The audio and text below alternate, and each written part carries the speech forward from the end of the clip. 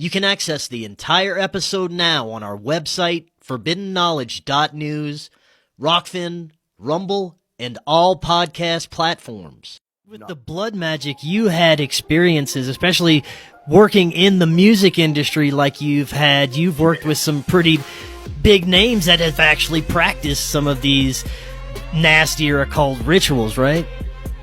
I was in Def Jam Studios out in Queens. I'm not going to say the exact, I don't want them rolling on me because I'm right here. I was signed for 16 weeks to Def Jam with my whole crew. So we were in there a lot, and we got a lot of sexual resistance. Like, if you don't do this, you're not getting in here.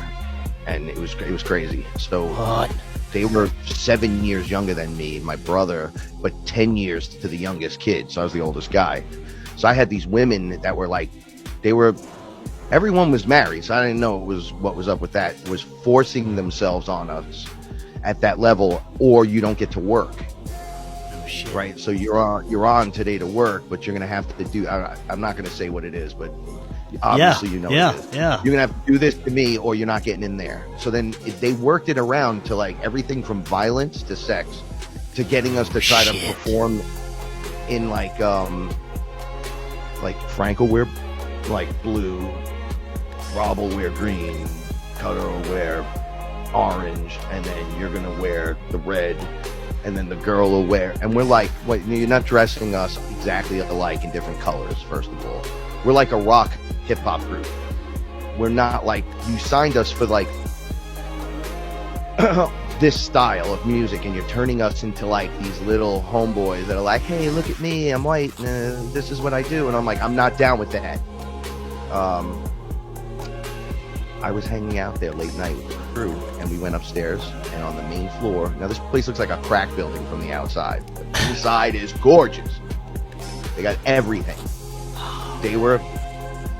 I walked, I had no clue what a ritual was. I'd never thought of it like that. I walked upstairs, they had what I thought was the broom closet, or where they kept like tables and stuff, was open, and there was an altar. It was obvious, and it was purple and black. And there was an upside down cross, there were candles, and then all I said was, yo, Sister Stabile would be so mad at everybody in this room right now. Who taught you this? And when I looked, there was mad people there, and they were just all staring at me. And I'm like, what? Like, I didn't, and then I'm like, why are you dressed like a priest? Who taught you that? I knew everyone there. They were all dummies. Unfortunately, as far as I'm concerned, they were like all NPC driven. Like, I program you, and this is how you're going to do. You're going to be a gatekeeper. Wow. Right? People talk about gatekeepers constantly. You yeah. New, or you're going to have to do the whatever. So the guy was telling me all the masters were on the table on the altar. And I'm like, what are you doing? So I find out that they're putting the demons in the master that night, and I walked in from the studio part downstairs. I just popped into the room. I wasn't invited. I was there working downstairs, finally on my music. And I was like having a great night. We were done, and I just came upstairs and was like, I thought the place would have been empty. And there's this whole thing going on the first floor. The outside have those clear windows. You could just see in, right? But they had them like reflected, so you can't look in from any angle, and they're gigantic. So when you're inside, you could basically run around naked all day. No one would even know from the outside. They would just look at the place and walk by. You knock on that, there's a guy at the door right there. You're not getting in. It's bolted, it's locked, and it's three floors of crazy. They have everything you can imagine for studio, for artists, everything to work for you in your favor. That's why when these doors were open, they were like long. I went to school at St. Clair's. They had this where they kept all like the gym equipment and stuff. And you open them, they swing wide open all the way. It was one whole wall piece, and then it was only, I don't know, 5 feet in and long. So it was perfect for stacking tables up against. That's what I thought it was for, because there were dancers there all the time. We were like in the room where it looked like ballerinas practice dancing with the mirrors. Yeah. With the thing, it was like the whole middle. They had the whole thing set up so you could be in the front office and still witness all of this through the glass panels and everything. Everything was set up perfectly. It was quite the setup, and it was the year that Jay-Z became president there. Right? So after tons, they escorted me out that night. They were like, dude, shut up. They were yelling at me, and then they just, get out of here. So I went back to work the next day. I was like, yo, you guys are all clowns. I was clowning them. My boys were like, what are you, what's wrong with you people? This one wants this sexually, this one wants that, this one wants to fight the smallest one here and act like he's going to do something like this is prison. I'm like, you realize there's 5 of us? We live next to the craziest park where we rumble constantly. We do music so we don't have to do that. And you're going to try that in here we're real, right? We went outside and one of the kids did some crazy stuff and we took everyone and we just beat the shit out of them basically. Right in front of the student. They were like, what are you doing? I go, this guy ran up. They were going to rob us. So right away, we just went after them. So they were like, you guys are crazy. Yeah, I'm like, I don't know when you thought bringing us here and then having us in this environment was going to help benefit you to create a soft, feminized version of our group. Yeah. Like, we just told them straight up, like, you don't know what you just brought. I could bring 40 people here right now. Like, you're bugging. I come from that neighborhood. But we're not like that, though. But you keep pushing those buttons with us. We just came to work. Once we left them, we had the greatest career. Yeah. Right? When we left, they fired us and ripped up our contract due to a whole bunch of other problems. And one of the producers there, his name's Justin.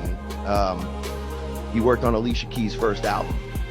He was a young guy at the time. He was really good. He worked with us in his apartment for 1 year after that. And after that, the career just blew up in different directions, and it was what it was.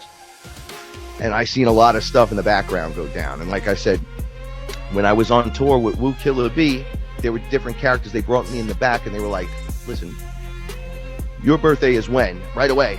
My boy tried to come in the room with me and they were like, nope, he's not allowed in here. I go, that's my rap partner. There's only 2 of us left. Everybody else is married and gone. We don't even have a singer no more. It's just the 2 of us opening your whole show. They're like, yo, your boy is B. He don't get it.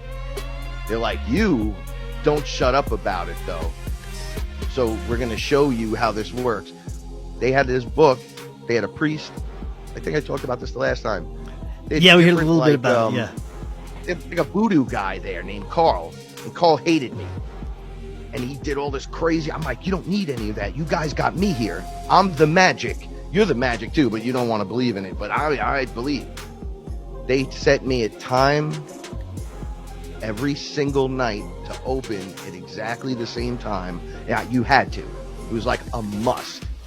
And then it drove the show as me being the fire sign, coming right out of like my birthday time every night. So they bumped me right to opening for the main guys. They're like, no, you're opening for us. Because there was so many other groups there. And I'm like, wow, that was really weird. I just jumped everyone. And then they thought I was young like everyone else. I'm like, I'm 40 years old. I'm older than most of you guys. Like, I listened to the guys, like, we were rolling up in different states, and a different Wu character would be there, different other characters. They were older than me. And I was meeting some older guys, but on the tour itself, it was me. So all the Killer Bees were younger than me. It was just, it was like a weird thing. Born Divine was yelling at me constantly. And he was like, I'm in charge. I'm the oldest guy here. I'm like, dude, I got you beat by like 8 years.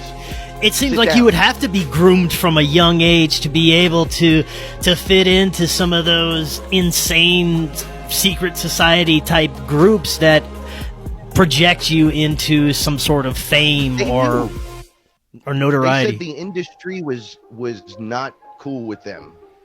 Any of the Wu guys, if you notice, I'm not dissing anyone. They're my favorite, but you could kind of see how it fell off. It's there on its own merit, right? Wu doesn't die. It's forever. They are true. That is for real. They're still there. But the industry they don't hold them the way they hold a lot of these other characters. Yeah. They were saying that it's an actual entity